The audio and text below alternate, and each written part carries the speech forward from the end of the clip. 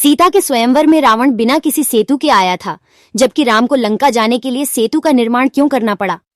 यदि आप मूल वाल्मीकि रामायण पढ़ेंगे तो पता चलेगा कि माता सीता का कभी स्वयंवर हुआ ही नहीं था।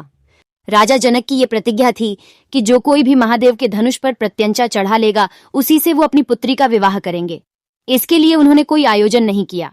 धनुष को उठाने की प्रतियोगिता सार्वजनिक थी, अर्थात कोई भी उस धनुष को उठाने का प्रयास कर सकता था। हालांकि कोई कभी उस धनुष को हिला भी नहीं पाया। जब श्री राम और लक्ष्मण महर्षि विश्वामित्र के साथ जनकपुरी पहुंचे, तब विश्वामित्र जी ने दोनों को उस धनुष को दिखाया। उसी समय श्री राम ने बात ही बात में उस धनुष को उठा लिया और प्रत्यंचा चढ़ाने के प्रयास में धनुष टूट गया। इससे राजा जनक का प्रण पूरा हो गया और फिर श्री राम और माता सीता का विवाह हुआ। तो अब प्रश्न ये है कि ये स्वयंवर वाली बात कहाँ से आई? वास्तव में स्वयंवर का प्रसंग तुलसीदास जी ने अपने ग्रंथ रामचरितमानस में किया है।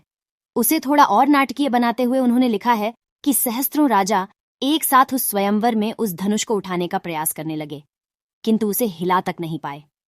आप जरा सोचिए कि यदि रावण माता सीता के स्वयंवर में आया होता तो उसने उसी समय माता सीता के हरण का प्रयास किया होता। यदि हरण ना भी करता तो उसने माता सीता को देखा अवश्य होता।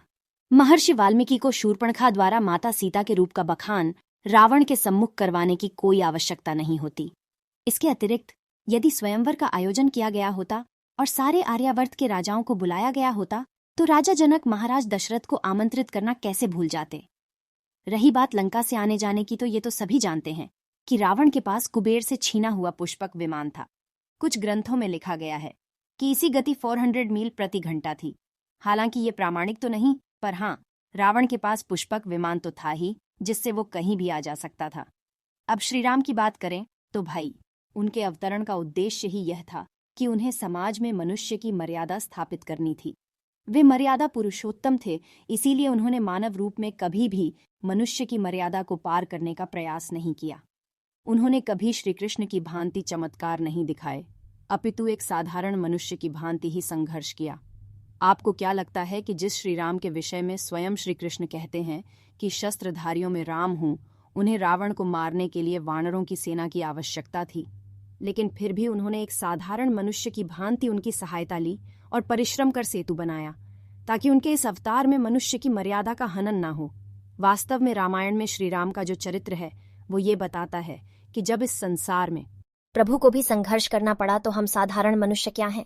साथ ही ये कि यदि उद्योग किया जाए तो कोई साधारण मनुष्य भी असाधारण कार्य कर सकता है। आशा है आपको आपके प्रश्न का उत्तर मिल गया होगा। जय श्री राम।